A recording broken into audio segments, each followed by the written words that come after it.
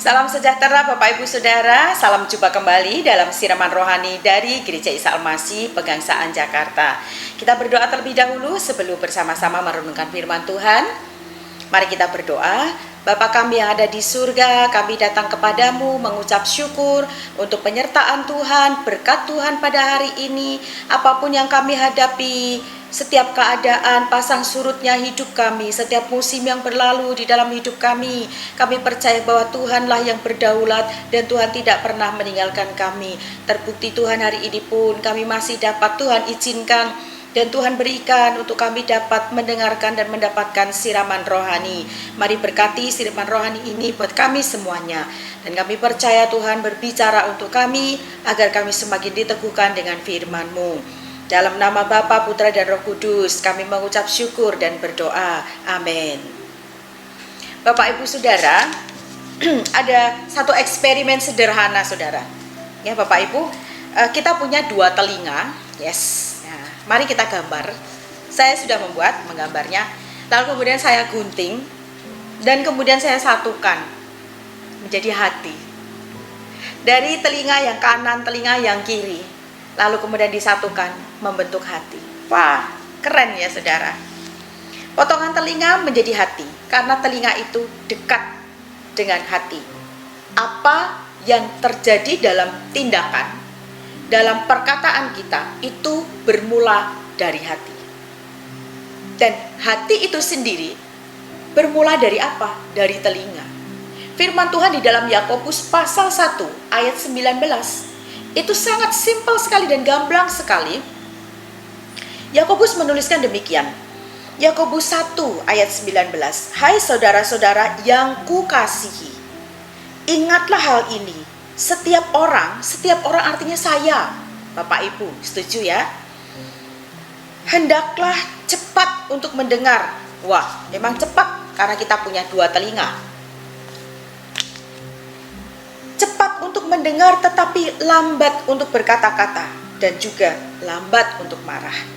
Ayat 19 ini memberikan kepada kita bahwa hal-hal ini yang anggota tubuh kita, indera kita ini bekerja bersama-sama.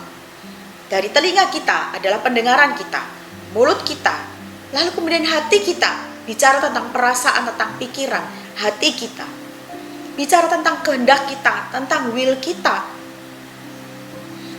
Yang luar biasanya Tuhan itu menciptakan gak sembarangan Saudara. Ingat baik-baik, saya memang mendapatkan berkat ini Saudara. Benar juga ketika saya gambar telinga lalu kemudian saya gunting gambar tersebut dan saya satukan ternyata membentuk hati. Dan saya menyadari bahwa apa yang timbul dari hati itu adalah perkataan kita, perbuatan kita, perbuatan yang jahat, perkataan yang jahat, perkataan yang manis, perbuatan yang manis itu timbul dari hati. Dan bagaimana hati itu bisa kemudian terwujud dalam sebuah tindakan? Hati itu dipengaruhi dari apa yang didengar oleh telinga. Benar? Hari-hari ini kita mendengar berita COVID-19 belum selesai. Tambah lagi hati kita menjadi ciut. Mungkin ada kita mendengar berita lagi tentang kabar duka, tentang kabar kemalangan, tentang kabar kesusahan, tentang kabar bencana. Itu makin menciutkan hati kita. Dari telingalah lalu timbullah di dalam hati kita khawatir, takut, cemas. Setuju? Andai kita nggak mendengar apa-apa, kita nggak akan terpengaruh apa-apa. Tapi mari kita mau menerima akan hal ini, bahwa kita masih ada di dalam dunia ini. Kita masih hidup bersama dengan orang-orang dan kita ada di dalam bumi ini. Kita masih hidup, kita masih berada di bumi yang fana, yang kita nggak pernah tahu, Saudara. Hari ini bumi baik-baik saja, tetapi besok bisa terjadi bencana. Hari ini kehidupan baik-baik saja, tetapi besok Saudara, atau mungkin 2 detik ke depan kita mendengar berita-berita yang menciutkan hati kita. Bukankah hati kita seringkali seperti itu? Hati kita akan terpengaruh dengan apa yang didengar oleh telinga kita. Kita mendengar yang manis, hati kita menjadi bersuka. Kita mendengar kalau kita mendapatkan surprise, mendapatkan kejutan hadiah, wah hati kita melonjak-lonjak dengan gembira. Tetapi ketika kita mendengar hal-hal yang buruk, hati kita menjadi ciut. Maka firman Tuhan jauh sebelum Yakobus ini ada, Salomo menuliskan di dalam Amsal pasal 4 ayat 23. Saya membacakan pasal 4 ayat 23 dari Amsal yang ditulis oleh Salomo. Jagalah hatimu dengan segala kewaspadaan, karena dari situlah terpancar kehidupan. Ini hebat sekali. Jagalah hatimu. Lalu kemudian, nah Bapak Ibu Saudara, Alkitab kita itu akan menjawab dirinya sendiri.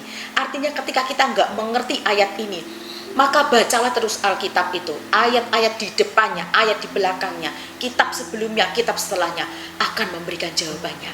Itu sebabnya Alkitab kita disebut apa? Hidup. Buku kehidupan. Dia tuh hidup. Dia akan menegur kita, meneguhkan kita, menguatkan kita, mengingatkan kita. Ya, saudara, kembali hari ini sekali lagi. Saudara, betapa sangat berkaitan erat telinga dengan hati kita. Maka hari ini mari kita belajar apa yang Kristus sampaikan. Hamba Tuhan Rasul Paulus menuliskannya di dalam Roma pasal 10 ayat 17. Jadi iman timbul dari pendengaran, dan pendengaran oleh firman Kristus. Kita tidak bisa menghindari untuk kita mendengar berita-berita yang bisa menciutkan hati kita, ya, yang bisa membuat kita marah, yang bisa membuat kita putus asa, yang bisa membuat kita emosi, yang bisa membuat kita seperti terbang ke langit karena dengan puji-pujian. Tetapi ingat saudara, kendalikan hati kita, jaga hati kita. Apapun yang telinga kita dengar, baik itu kabar buruk, kabar sukacita, kabar pujian, kabar fitnahan, kabar gak menyukakan, kabar duka, apapun itu mari jaga hatimu. Lebih utama menjaganya dengan firman Tuhan. Mari di dalam kita mendengar akan segala sesuatu yang terjadi dalam hidup ini dan di dunia ini, kita harus mengimbanginya dengan kita memberi telinga kita juga mendengarkan firman Tuhan. Firman daripada Kristus, perkataan-perkataan Kristus. Karena Kristus adalah firman yang hidup. Semula Allah mengatakan kasih, Allah menyediakan pengampunan, tapi perkataan Allah itu gak bisa diterima manusia. Maka Allah kemudian mengutus putranya yang tunggal, yaitu Yesus Kristus, turun ke dalam dunia, menjadi sama, menjadi serupa dengan manusia, saya dan saudara. Mari dengarkan dia.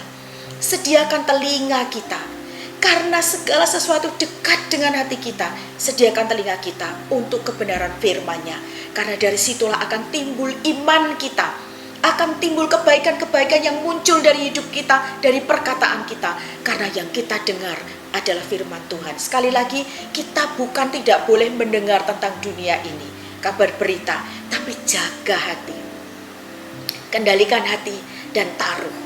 Kalahkan segala kelesuan, keciutan, kepasrahan, kalahkan juga ya.